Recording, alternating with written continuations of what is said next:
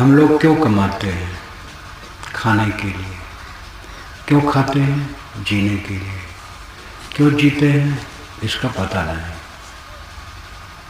ये क्या जीवन है? कमाते हैं खाने के लिए, खाते हैं जीने के लिए, जीते क्यों हैं? कुछ पता नहीं। हाँ, ज़्यादा शूरवीरता किए, 2-4 बच्चे पैदा कर लिए और उनसे उनका प्यार किए, फिर आगे चल करके उनसे लड़े झगड़े और ईर्ष्या द्वेष किए और कलह में मर गए। कमाए, खाए, जिए, बाल बच्चे पैदा किए, प्यार किए, फिर कलह किए, फिर चिंता शोक में मर गए। ये कौन सी जिंदगी? मनुष्य का जीवन बड़ा ऊंचा है। जानवर में मन का विकास नहीं है, इसलिए वो ज़्यादा निश्चिंत है। एक कुत्ता है, सड़क में पड़ा सो रहा है, कभी कुछ मिल गया खा लिया। सड़क में पड़ा सोता है, जब कोई निकलता है तो कभी कभी आँख खोल करके वो देख लेता है, मालूम होता बादशाह मस्त। बड़े बड़े शहरों में चौराहे पर गायें बीच में बैठी पागुर मारते और सोती। गाड़ी मोटर सब चारों तरफ धू धू आ जा रहा है, कोई चिंता नहीं। उनको ब्लड प्रेशर क्या होगा? High blood pressure. उनको चिंता ही नहीं है, मन विकसित नहीं है, इसलिए बहुत शांत है। दोष यह है कि उनमें विवेक नहीं जग सकता है। मनुष्य का मन बहुत तेज है, इसीलिए यहाँ विवेक जग सकता है। मनुष्य के अलावा प्राणियों में उनके मन पर प्रकृति का बहुत बड़ा प्रतिबंध है, इसलिए वो केवल खाना पीना प्रजनन इतने सोच सकते हैं, ज़्यादा नहीं। आदमी बहुत मननशील है।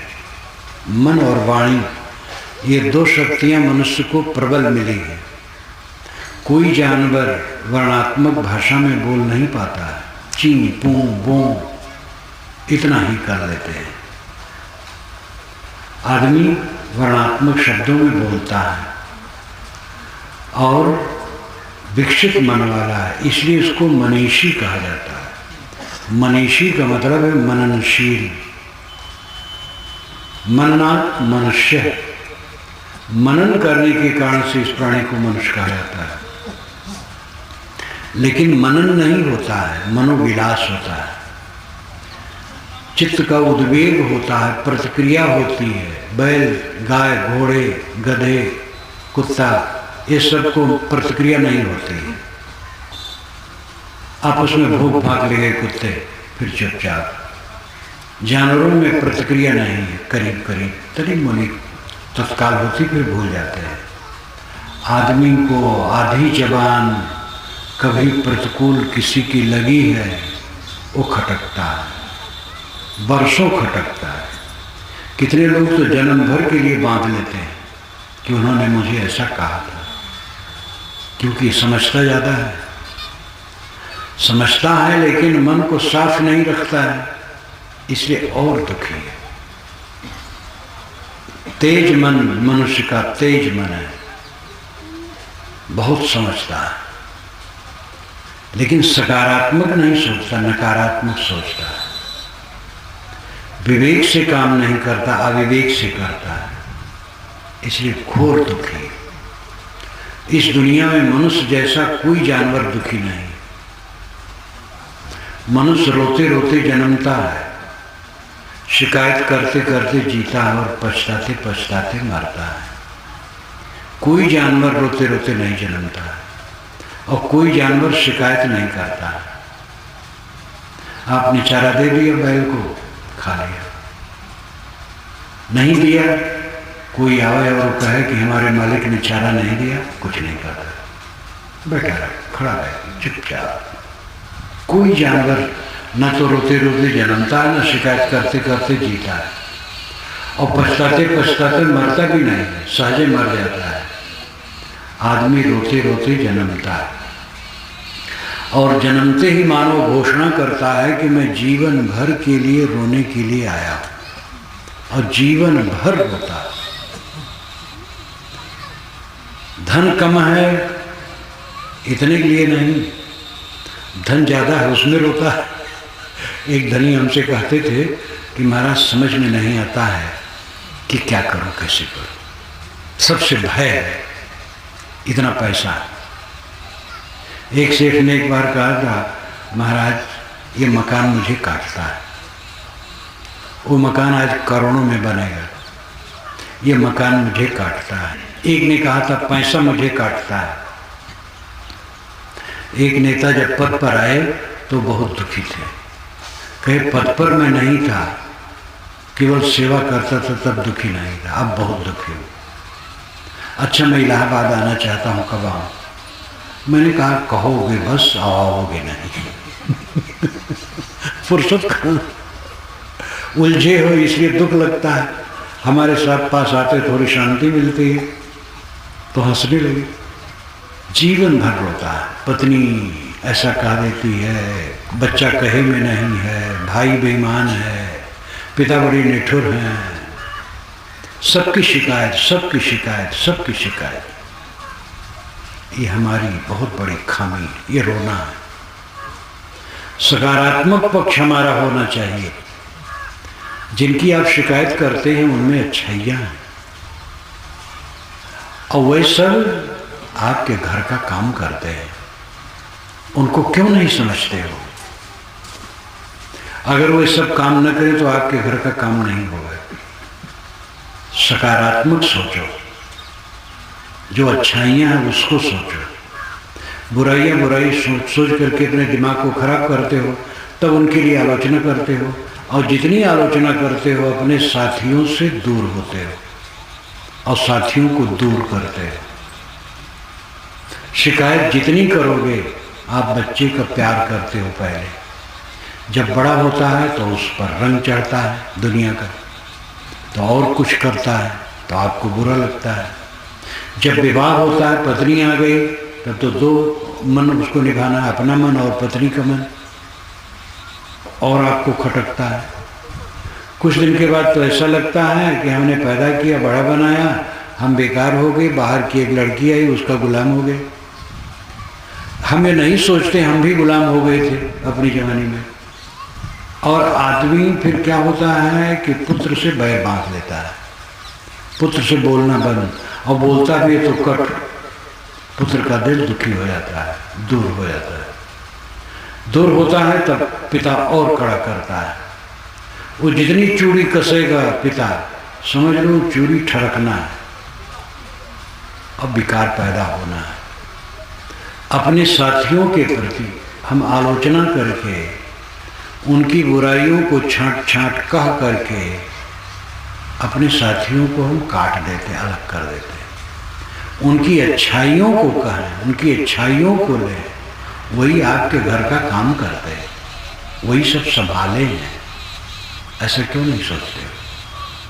मीठे वचन को, प्यार के वचन को, उनमें दिलासा हो, प्रसन्नता हो, आपके निकट आए। लेकिन जीवन भर रोना, महाराज क्या करें, स्वास्थ्य ठीक नहीं रहता। अरे भाई, खान पान में संयम रखो, व्यवहार में संयम रखो, मन को उद्वेगित न रखो, रोग प्रतिरोधक शक्ति आप में बढ़ेगी। जिनके शरीर में रोग प्रतिरोधक शक्ति रहती है, उनके शरीर पर रोगों का हमला कम होता है और नहीं भी होता है। और रोग आ जाए उसको सहो, रोने से काम नहीं बनेगा। आप धन के लिए रोते हैं, आपसे कम धनी वाले सुखी, कम धन वाले सुखी प्रसन्न हैं, आप प्रसन्न क्यों नहीं होते? पेट न भरे और तन पर कपड़े न हो और सोने की जगह न हो, तो कोई दुखी हो तो लगता है सच दुखी।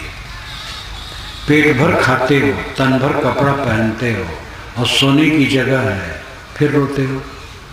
कितना नमक हरामीपन है, और इसको कौन मिटाएगा? हमें स्वयं समझना चाहिए। सबके पास चीज़ें बराबर नहीं होती, हो नहीं सकती। सबका प्रारब्ध परिश्रम अलग अलग है, योग्यता अलग अलग है। जितना हमारा है राजकाज है, हमारी साइकिल हमारे लिए हेलीकॉप्टर है, किसी की मोटरसाइकिल पर नजर हम क्यों दौड़ाते हैं? लेकिन आदत खराब है, अज्ञान है, हरदम शिकायत शिकायत शिकायत, रोते रोते जन्मना, शिकायत करते करते जीना, अंत में पछताते पछताते मर जाना। यही आदमी की नियति है मानो। ये झोपड़ी से महल तक की बात है। हम लोगों का जीवन कुछ ऐसा है कि झोपड़ियों में जाते हैं और महलों में जाते हैं, हर जगह की स्थिति को देखते हैं। ऐसी झोपड़ी भी मैं रहा हूँ कि जिसको 2-3 आदमी दीवार को ढकेल दे तो गिर जाए। एक बुढ़िया का संकल्प था कि साहब का कार्यक्रम हो तो मेरी झोपड़ी में रहे। तो जब वहाँ गया तो एक पक्का मकान था। लोग कहें साहब यहाँ रहना है। हम कहे भाई अब उसका वहाँ मरे तो मैं यहाँ कैसे रहूँ? तो सब संतों को उस पक्का मकान में कर दिया। बुढ़िया से कहा तू कहाँ रहेगी फिर? कैसा मैं दूसरे घर में चली जाऊँ। एक तो कमरा था, कमरे के नाम पर बस दीवार थी और ऊपर फूस, दरवाज़ा भी नहीं था। लेकिन आगे चल करके थोड़ा घेर करके दीवार बनी थी, तो उसमें दरवाज़ा था, इसलिए कुत्ता नहीं आ सकता था, और कमरे में दरवाज़ा नहीं था। तो मैं वहाँ पर आसन लगाया और ईंटा रख दिया, चौकी के नीचे कई ऊंचा कर दिया, और अपने साधिकों को कहा नीचे आसन लगा ले, क्योंकि और जगह नहीं थी कि मेरा साधकी वहाँ नीचे लगा सके। और ऊपर से उसमें भोजन बनाती थी तो लटका रहे सब काला काला फूस का, तो ऊपर कपड़ा पड़ा लगा दिया गया। 3 दिन में उसी में रहा। तो मैं कल्पना करता था दीवार फटी फटी थी कि 3-4 आदमी खड़े होकर इसको ढकेलें तो दीवार टूट जाए, ऐसी कमजोर दीवार थी। ऐसे घरों में भी समय से रहना पड़ता है और महल में भी रहना पड़ता है। इसलिए सब जगह को देखता हूँ, दुख सुख मन पर निर्भर करता है। मन प्रसन्न है, सब समय निर्मल है, महासुख।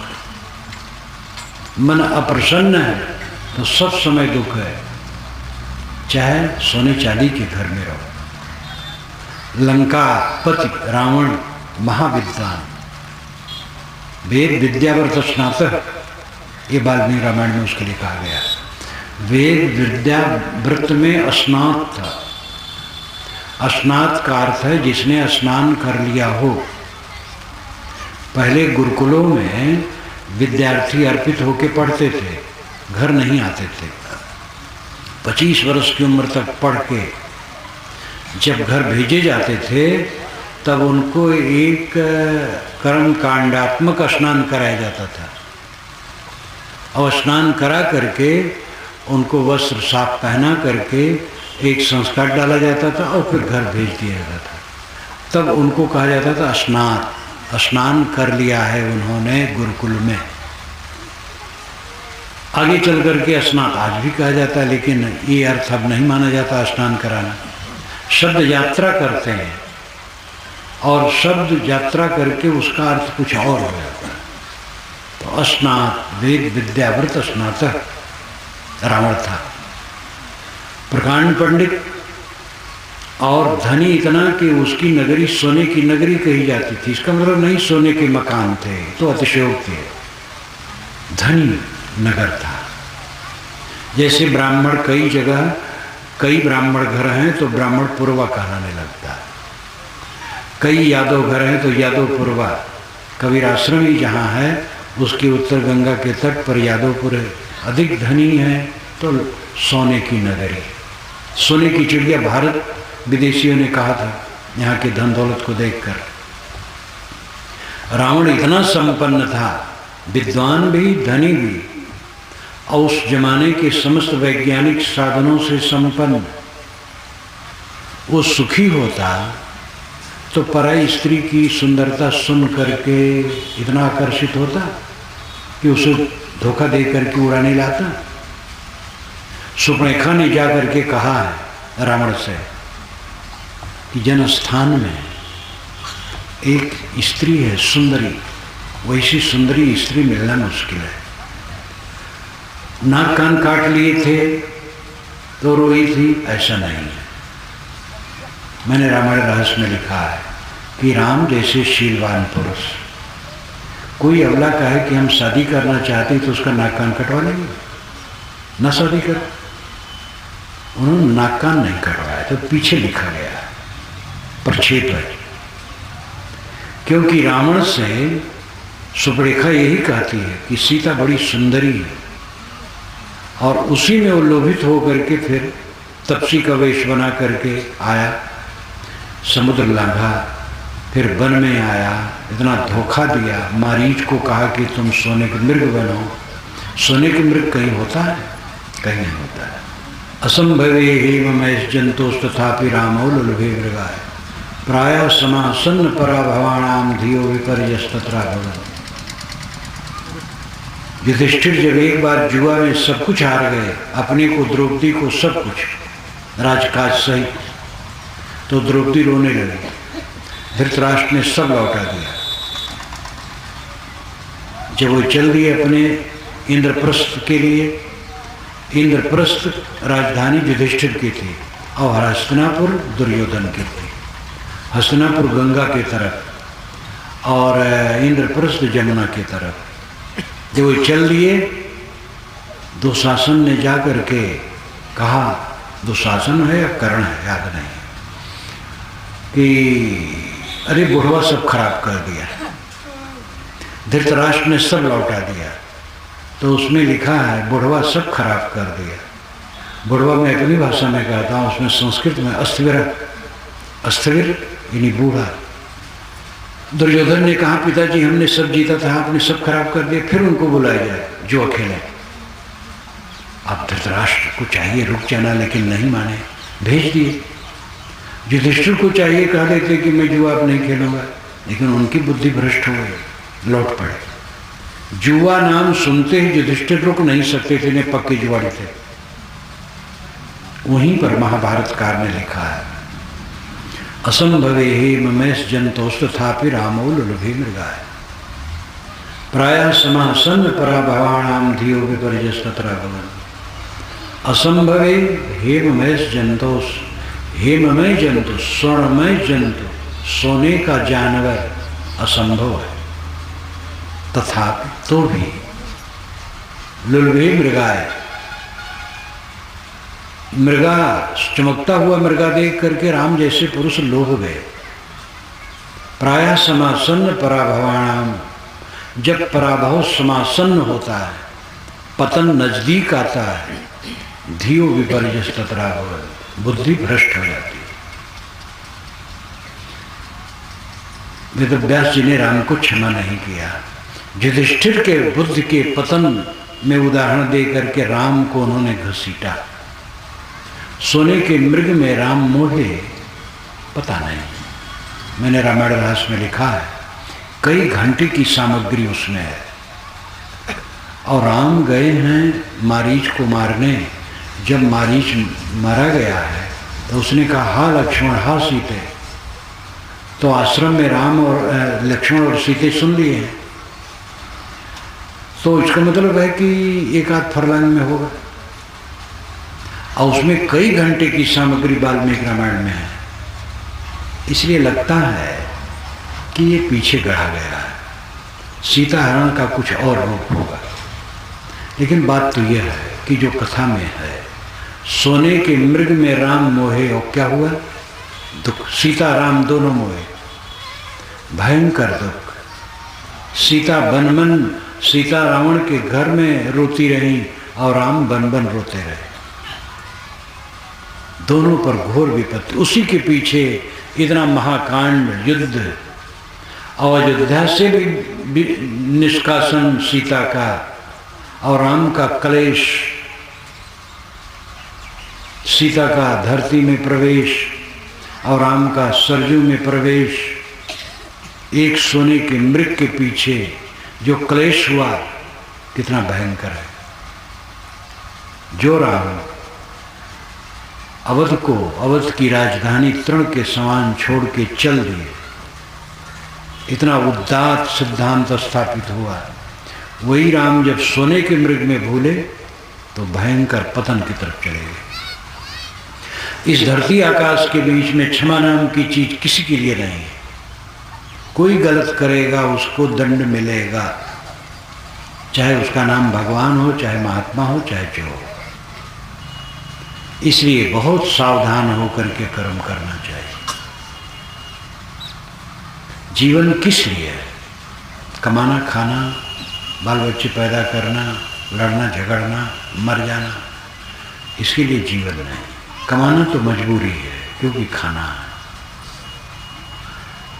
जीते हैं सुख से जिए, सुख से जीने के लिए जीवन है।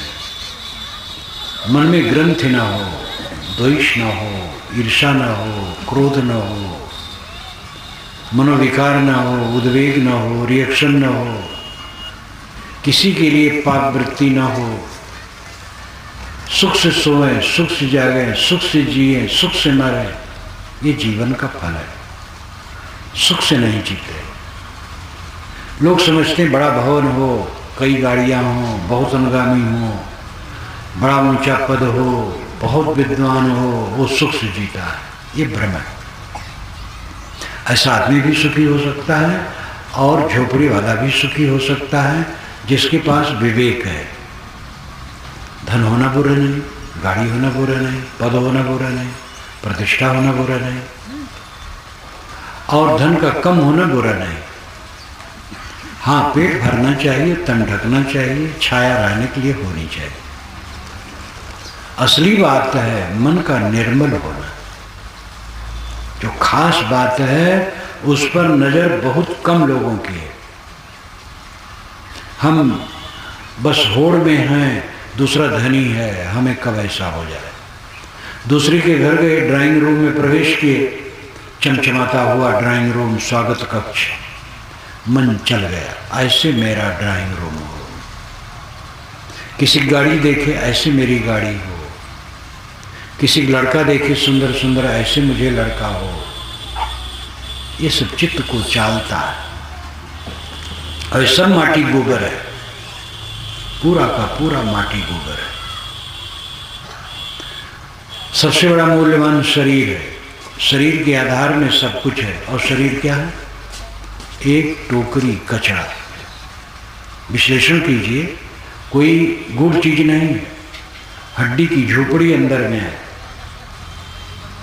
और उसमें मांस, रक्त, नस, टट्टी, पेशाब, ये सब है। और उसमें मन है जो राग, द्वेष, कलह, कल्पना में डूबा है। मानसिक उद्वेग है और अपावन वस्तुओं का एक बंडल है शरीर। कौन सा आकर्षक पदार्थ है? एक तरफ आत्मा है और एक तरफ धूल है। सोचिए, ध्यान दीजिए, ये सब जितने पिंड दिखते हैं सब धूल इकट्ठे होकर के पिंड बन गए हैं। मनुष्यों के शरीर, मकानात, पेड़ पौधे जो भी नजर आते हैं, ये धूल जम जम करके पिंड हो गए। बस उनके निर्माण की प्रक्रिया जैसे हो। प्राणियों के शरीर के निर्माण की प्रक्रिया नर नारी के संपर्क में हो जाता है, अजोनिज में वैसे हो जाता है।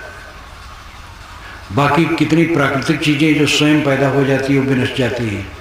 कितना मनुष्य बनाता है, मशीनें, मकानात, बहुत सी चीज़ें, लेकिन जो कुछ निर्मित है, दृश्य दिखाई देता है, सब धूल है केवल। जितने हम लोग बैठे हैं, शरीर है, ये कुछ दिन में धूल हो जाएगा।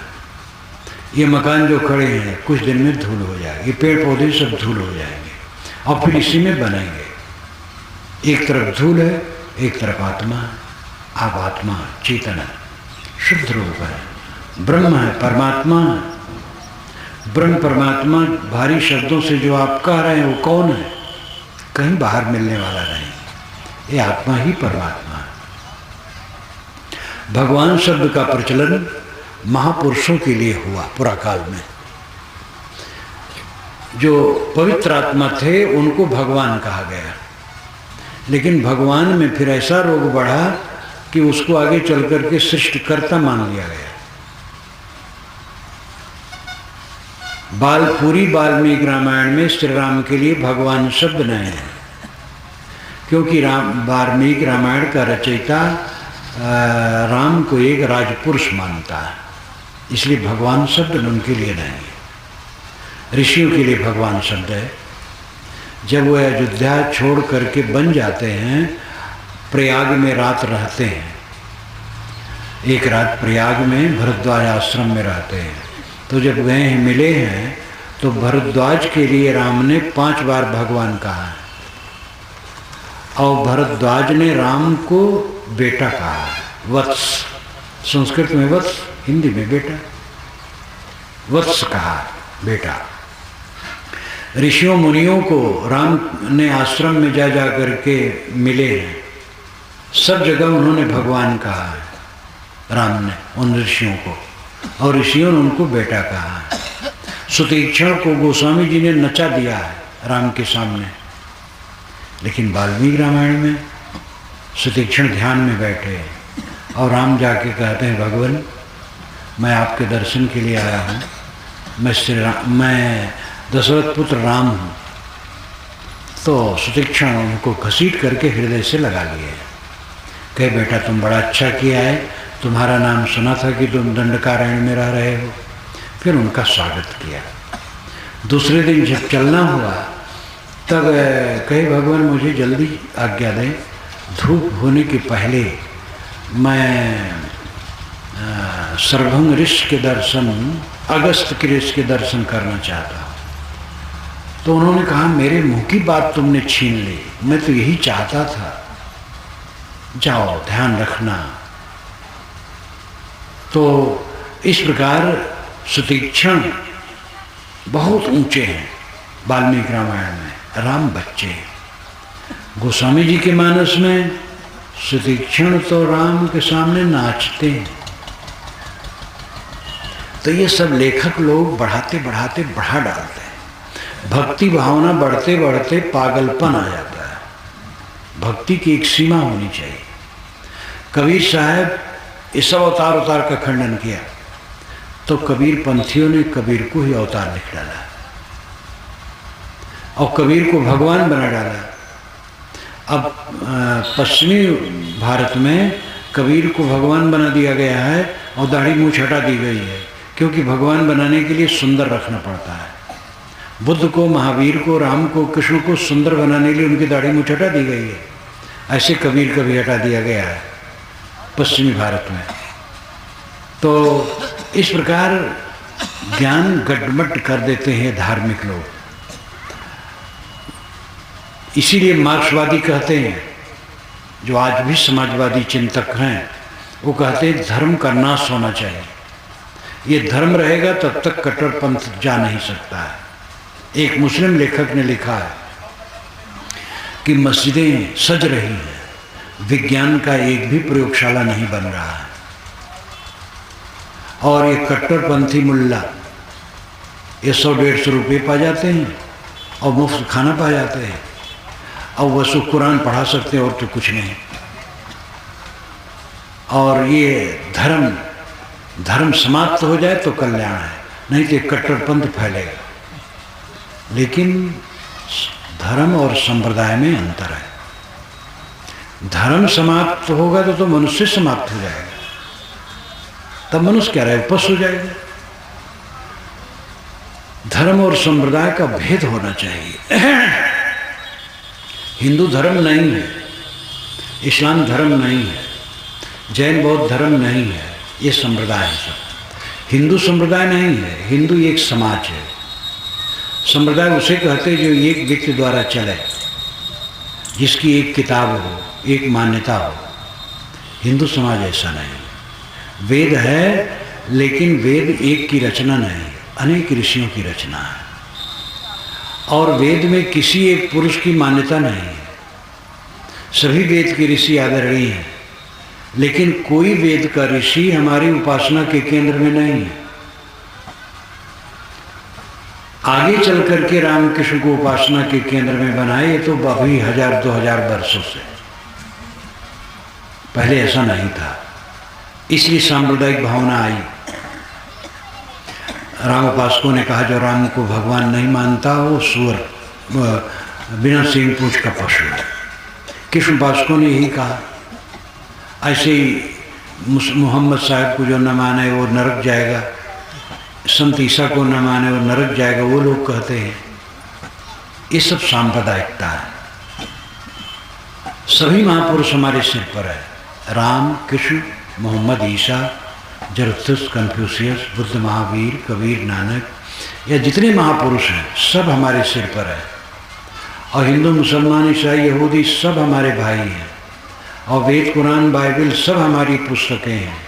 लेकिन विवेक सबके ऊपर है। विवेक से हमें समझना चाहिए और सबका आदर होना चाहिए। कोई संप्रदाय मुक्ति और स्वर्ग का ठेकेदार नहीं है। संप्रदाय बनते हैं, बदलते हैं और लुप्त होते हैं। धर्म सनातन है। धर्म क्या है? स्वयं सहनशील होना, संयमित होना और दूसरे के लिए शील का बर्ताव करना। अपने पर संयम और दूसरे के लिए शील का बर्ताव, ये धर्म है और ये संप्रदाय नहीं है। हम एक भूमंडल में चले जाएं, इस भूमंडल को छोड़ करके, जहां पर विकसित मनुष्य हों, धर्म वहां भी होगा। और संप्रदाय जो वहां होगा, इस भूमंडल का एक भी नहीं होगा। वहां न लोग मोहम्मद जानते होंगे, न राम, न कृष्ण, न बुद्ध, न महावीर, न वेद, न कुरान, कुछ नहीं। वहाँ का कुछ अपना संप्रदाय होगा। लेकिन धर्म, असली धर्म वहाँ भी होगा। इसी की ज़रूरत है। हम संयमी हों अपने लिए और दूसरे के लिए शील का बर्ताव करें। जो जितना संयमी होगा उतना शीलवान होगा। जो अपने पर कंट्रोल रखेगा वो दूसरे पर करुणा करेगा। जो लंपट होगा वो दूसरे की चीज़ छीनेगा। जितना चरित्रहीन लोग हैं वही दुराचार करते हैं। चरित्रवान दुराचार नहीं करेगा। थोड़ी में गुजर करने की चेष्टा करने वाला कभी दुराचार नहीं करेगा। अपने पर संयम और दूसरे के लिए शील का बर्ताव, यही सनातन धर्म है। तो सनातन धर्म मानते हैं लोग, वर्ण व्यवस्था माने, गाय की पूजा माने, गौरी गणेश की पूजा माने, गंगा जमुना नदियों को तीर्थ माने और तीर्थों को माने, रामकृष्ण को अवतार माने, वो सनातन धर्म ही है।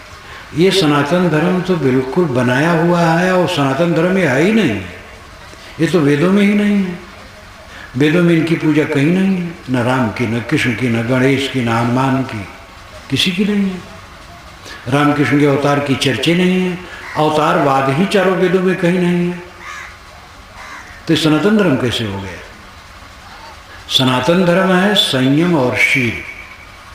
इसका अपवाद कोई नहीं कर सकता है। मुसलमान राम राम नहीं कह सकता, ओम नहीं कह सकता है। हिंदू अल्लाह अल्लाह नहीं कह सकता है। लेकिन दोनों संयम और शील को मानेंगे। संयम और शील धर्म है और ये सनातन है। इस धर्म का नाश होगा तो मनुष्य क्या रहेगा?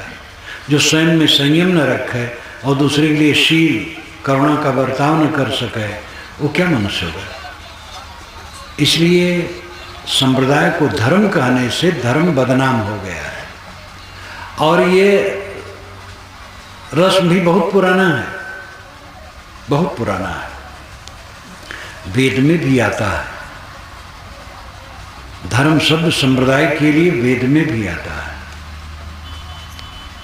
तो इसलिए ये संस्कार पुराना है, संप्रदाय को धर्म कह देना। किंतु संप्रदाय और धर्म अलग अलग है। संप्रदाय देश काल सापेक्ष हैं। किसी देश में, किसी काल में वे निर्मित होते हैं, फिर परिवर्तित होते हैं और लुप्त भी होते हैं। लेकिन धर्म न कभी निर्मित होता है, न परिवर्तित होता है, न लुप्त होता है। इस्लाम 1430 वर्षों से है, ईसाईयत 2000 वर्षों से है, बुद्ध 2500 वर्षों से है, जैन इससे पुराना है। लेकिन जैन साहित्य भी कुल 1500 वर्षों से है। आज से 1500 वर्ष पहले जैन का एक साहित्य भी नहीं था।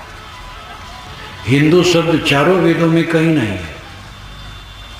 समस्त वैदिक साहित्य में नहीं है, रामायण महाभारत में भी नहीं है, 6 शास्त्रों में भी नहीं है, पुराणों में आता है। ईरान वालों ने सिंध नदी को हिंद नदी कहा और यहाँ के देश के लोगों को हिंदू, तो हिंदू हिंदी हिंदुस्तान नाम प्रचलित हो गया। हिंदू शब्द का प्रचलन ईरान वालों की देन है, इसलिए हिंदी शब्द संस्कृत कोश में नहीं है और समस्त भारतीय भाषा के कोश में नहीं है, ये फारसी का शब्द है। हिंदी कोश में भी अगर कहीं हिंदी होगा, हिंदू होगा, हिंदुस्तान होगा, तो आगे कोष्ठक में फा होगा कि ये फारसी भाषा का शब्द है। इसलिए हिंदू शब्द ये 2500 वर्षों से प्रचलित है। जितने भी संप्रदाय आजकल चल रहे हैं 3000 वर्षों के अंदर के हैं। ये सनातन कैसे है? सनातन तो संयम और शील है। लेकिन जब संप्रदाय को लोग धर्म कहते हैं तो समाजवादी दृष्टिकोण वाले कहते हैं धर्म का नाश होना चाहिए। मंदिर मस्जिद को लेके लड़ाई, राम रहीम को लेके लड़ाई, अगर यही सब है तो धर्म का नाश होना चाहिए। लेकिन बहुत संभल करके समीक्षा करनी चाहिए, आलोचना करनी चाहिए। खंडन करना हो तो बहुत सावधान होना चाहिए। हम जिसका खंडन करें उसके प्रति हमारी श्रद्धा होनी चाहिए और उसके सकारात्मक पक्षों को पहले स्वीकारना चाहिए, तब उसकी गलत बातों की समीक्षा करने का हम अधिकारी हैं। लेकिन आजकल ये सब सोचते कम हैं, बस सीधा खंडन करते हैं। मैं अपने मूल स्थान पर आऊं। ये जीवन सुखपूर्वक जीने के लिए है, सुखपूर्वक जीवन। ये नहीं कि माल मलिदा उड़ाना सुखपूर्वक जीवन है। भोजन तो सादा करो, ये पक्का समझ लो। माल मलिदा कभी थोड़ा मोड़ा खा लो भले, बराबर माल मलिदा खाओगे महारोगी हो जाओगे। गरीबों का भोजन सबसे बढ़िया भोजन है। पानी में उबाला और पकाया हुआ सादा भोजन, और कम खाओ सबे, कम खाओ गम खाओ, सब बेड़ा पार है। कम खाओ पेट हल्का रहेगा और गम खाओ मन हल्का रहेगा। पत्नी का सहारो, पुत्र का सहारो, पिता को तो सहना ही है लेकिन पुत्र का भी सहारो, गुरु का तो सहना ही है, शिष्य का भी सहारो, सबका सहारो। और जो स्थित आए सब सहते जाओ, सहते जाओ, सहते जाओ। निर्विकार भाव से सहो, ये नहीं मन में कोढ़ो, मुंह तो बंद रखो अंदर में जलो, ये सहना नहीं हुआ। जो हमें कटुक है उसके लिए प्रेम हो और सह लो निर्विकार भाव से।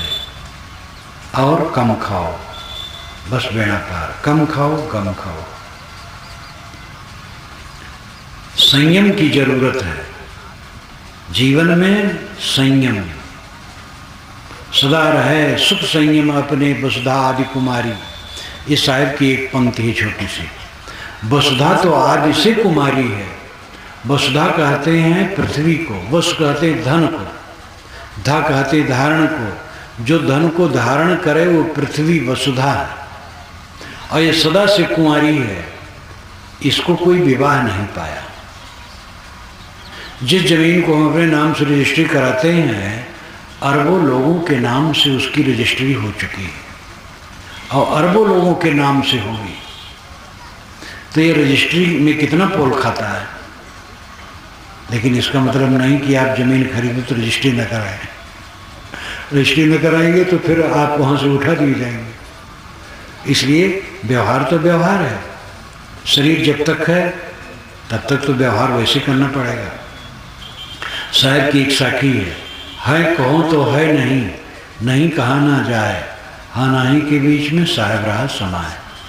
शरीर, धन दौलत, परिवार, ये सब अगर कहो है तो है नहीं। हमारे बाबा दादे का रहा लेकिन नहीं रह गए तो हमारा कैसे रहेगा। इसलिए नहीं, परंतु नहीं कहा ना जाए। जब तक है शरीर तब तक नहीं कहते नहीं बनता है। व्यवहार करना पड़ेगा। भूख लगेगी खाना पड़ेगा। कितना कहो शरीर नहीं है, भूख लगेगी तब क्या करोगे। खाना पड़ेगा, काम करना पड़ेगा, व्यवहार की तरह देखना पड़ेगा। शरीर है कितने दिन के लिए है इतना तो पता नहीं है, लेकिन ये पता है कि कुछ दिन में नहीं रहेगा। और जब नहीं रहेगा तो कितने दिन के लिए नहीं रहेगा? अनंत काल के लिए नहीं रहेगा।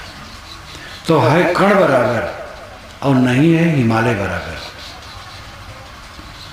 जो कण बराबर है उसी को हम सोचते हैं कि है, हिमालय बराबर नहीं है इसको नहीं सोचते हैं। इसलिए साहेब ने व्यंग किया है हो रही पूजी गई बिलाए। तुम कहते हो मेरे ये है वो है वो है वो है, साहब कहते तुम्हारी पूंजी खो गई है। पूंजी है आत्मा, अब आत्मा तुम्हें ख्याल ही नहीं है। और जिसको तुम कहते हो है वो नहीं है नहीं है। उर्दू की एक कवि ने कहा है नहीं है। जो कुछ हमारे पास है 100 वर्ष के बाद रहेगा, 100 वर्ष के पहले ही नहीं रहेगा, आजकल में नहीं रहेगा। जहाँ हमारी सांस टूटी, शरीर से लेके सारा संसार हमारे लिए कुछ नहीं रह जाएगा। ये थोड़े दिन में होने वाला है, उस पर ध्यान हम क्यों नहीं देते हैं? मरने का नाम ना लो, लोग घबराते हैं, कहते महाराज और कहो, मरने का नाम ना कहो। जो पक्का निश्चित है और सब निश्चित नहीं है। हमें इतना धन मिल जाएगा ये निश्चित नहीं। हमें पुत्र मिल जाएगा निश्चित नहीं है। पुत्र मिलेगा तो आज्ञाकारी होगा, निरोगी होगा, निश्चित नहीं है। कुछ निश्चित नहीं है, लेकिन मृत्यु निश्चित है। जो निश्चित है उसी को हम आंख मीचना चाहते हैं उससे। और मृत्यु नुकसान क्या करती है? जब से जन्मे हो क्या पाते हो? धक्का खाने पास कुछ पाए हो? जब से जन्मे हो आज तक रोते हो और क्या पाए हो? हरदम शिकायत शिकायत शिकायत, परेशान परेशान। नींद में गए, गाड़ी नींद में कोई दुख नहीं है। जैसे जागे परेशान शुरू हुई, परेशानी शुरू हुई, परेशान परेशान। जब से जन्मे हो चारों तरफ से ठोकर खाने के बाद क्या पाया? शरीर नहीं रहेगा क्या नुकसान हो जाएगा? जब मेरा शरीर नहीं रहेगा जिस दिन, बहुत लोग सुखी होंगे, कुछ लोग रोएंगे, बहुत व्याकुल होंगे, और कुछ लोग होंगे अच्छा हुआ मर गए। तो आनंद भी आएगा कुछ लोगों को, और हमारी झंझट खत्म हो जाएगी। सुबह से उसके उठ करके इसको टट्टी कराओ, पेशाब कराओ, धो, फिर कुछ इसको जलपान दो, फिर शिकायत करो, लड़का कहाँ नहीं मानता है, पत्नी रूठी है, और फिर तमाम दुनिया भर का प्रपंच सब भोगी हो, सभी देहधारी भोगी हैं, उसको बहुत विवरण छोड़ देना है। दिन भर कलह कलह कलह कलह, प्रतिक्रिया प्रतिक्रिया प्रतिक्रिया। जहाँ हो, बैठे हो, चल रहे हो, मन में प्रतिक्रिया कर रहे हो, रिएक्शन रिएक्शन रिएक्शन रिएक्शन में भरे, क्या सुखी हो? और अगर ये सब नहीं है, रिएक्शन नहीं है, हरदम मन प्रसन्न और आनंदमय, तब मरना जीना बराबर रहेगा। शरीर रहे तो न रहे तो दोनों बराबर है। जीवन मुक्त के लिए भी शरीर है तो परेशानी ही है। जीवन मुक्त पुरुष के लिए भी ठंडी गर्मी, भूख प्यास, ये सब तो सहना पड़ता है। मन का दुख उसका नहीं है, शीतल मन है हर समय, लेकिन ठंडी गर्मी भूख प्यास तो लगेगी। तो शरीर द्वंद्व जब तक है तब तक क्लेश है। जीवन मुक्त का शरीर छूटने को अवसर आ जाए तो क्या नुकसान है? तो बहुत आनंदवान है। कारण और जीवन मुक्त नहीं है, बिना मन में उलझा है, ये उलझा है तो जी करके क्या पाते हैं? कुछ होने से कुछ मरने से क्यों भय? मन में दुख होता है। मरता कौन है? देह मरती, आत्मा अमर है कि आप आत्मा नीचे नहीं। ये बोध जिसको निरंतर है, कारण है अज्ञान, उसको डर ज्ञान नहीं से सारा दुख होता कि है। मैं मर जाऊंगा।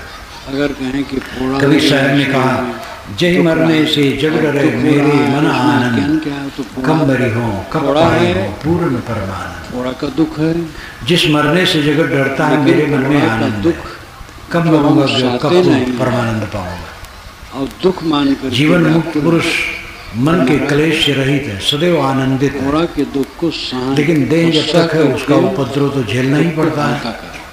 ये भी खत्म हो जाए, गया है, मामला उसको रोक खत्म। नहीं सकते। अपना आत्मा तो शुद्ध बुद्ध निर्मल है, लेकिन उसमें दुख और न इसका मानना आभास हमारे गाढ़ी अधिकार नींद में होता है। दुख न मानना। ध्यान दीजिए, सहे उसको। जागृत अवस्था में और जितना दुख मानेंगे और दुख बढ़ेगा। इस जगत को जानते हैं, दुख नहीं मानेंगे, सहेंगे तो दुख। और स्वप्न में शरीर का दुख आभास को बरबस जानते हैं। वो आता है, लेकिन वो जो अधिक स्वप्न पीड़ा में देता है हमारे सत्ता का बोध नहीं होता, आभास शारीरिक दुख आभास नाम कभी-कभी प्रतीक। किसी को होता है।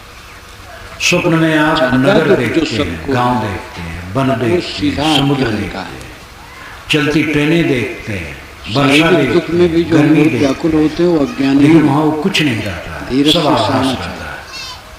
लेकिन हर समय जो आदमी दुखी जागृत रहता है, अवस्था में आप भावात्मक ज्ञान करते हैं, केवल अज्ञान से। स्वप्न में अहंकार में आभासात्मक शेष ज्ञान दुख करते हैं, और अहंकार सुषुप्त हमारे में कारण अभावात्मक ज्ञान करते अहंकार न करें तो दुख न हैं। जब सो गए कुछ नहीं जाने, कामना में भंग पड़ा, तो जाग करके कहते ऐसा सोया कोई कुछ नहीं जाना है। कामना न रखे दुख नहीं होगा। लेकिन कुछ नहीं को कौन जाना? मैं। तो मोह है तो दुख का बीज है। जागृत अवस्था में प्रपंच है, कितना दुख है, स्वप्न में कितना प्रपंच मोह। का आभास है, इसलिए वहां भी प्रपंच है। जिसके 100 मोह है सुषुप्त में उसको 100 सारे दुख। प्रपंचों का 50 अंत है। मोह है 50 दुख है। वहां परम 25 सुख। मोह है 25 दुख है। इसलिए सुषुप्ति का अर्थ होता है अपने को पाना। स्व कोई मोह नहीं है, अपि कोई दुख नहीं। सुषुप्त। ये वैज्ञानिक तथ्य है। सुषुप्त में दो पद है, अहंकार जो सुषुप्त हमारे शब्द मन में है, इसलिए स्व दुख पैदा होता है। अपीत। स्वनाम खुद, और अपीत नाम इसलिए पाना, मन की खुद को कल्पनाएं पाना भी बढ़ती सुषुप्ति, हैं। आत्मा को पा जितनी जाना इच्छा होगी सुषुप्ति। कल्पनाएं बढ़ेंगी, गाढ़ी नींद में व्यक्ति अपनी आत्मा जितनी को पा इच्छाएं जाता है, घटेंगी कल्पनाएं घटेंगी। इसलिए बड़ा सुखी रहता है। जिस समय इच्छाएं बिल्कुल शांत स्वप्न हो जाएंगी, में कल्पना प्रपंच रहेगी। सामने आया, बस उलझा, और जागृत जब हुई तो महादुख, संकल्प दुनिया विकल्पों भर का का रगड़ा भाव। झगड़ा।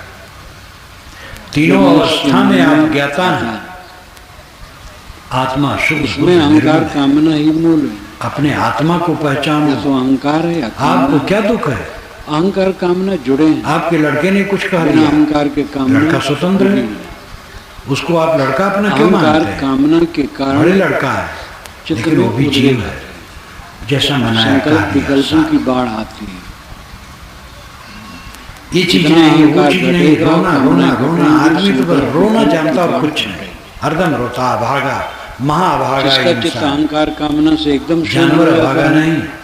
संकल्प विकल्प अपने आप सामने। जानवर को अभागा इसलिए कहते वो ज्ञान नहीं हो उसके सकता। साथ समाधि है। आदमी ज्ञान हो सकता है, स्वभाव से ही संकल्प परंतु सबसे विकल्प अभागा करते मनुष्य हैं उसके। ज्ञान तो करता नहीं है, अहंकार अज्ञान में कामना नहीं भटकता होना है, हरदम दुखी दुखी दुखी। अहंकार कामना बिल्कुल न रहे। मनुष्य वह है जो हरदम सुखी है।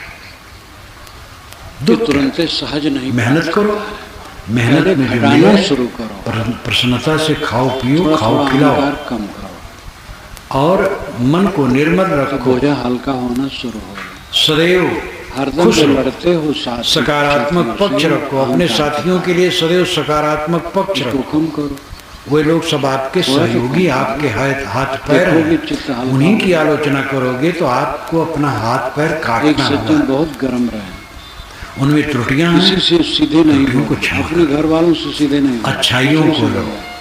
त्रुटियों सब को समय स्वभाव से दोष। निर्देश करो, ऐसा नहीं करना चाहिए। पास वालों से सीधा स्वयं लोग सोचें। नहीं बोल पाते, साथियों की दूसरों से आलोचना सीधा करोगे तो बोलो। समझ लो रेगिस्तान में जैसे आदमी अकेले रह जाए, लेकिन बुढ़ाते गए पानी तब देने वाला उनको कोई पता नहीं, लगता है। फटक फटक के मर जाए।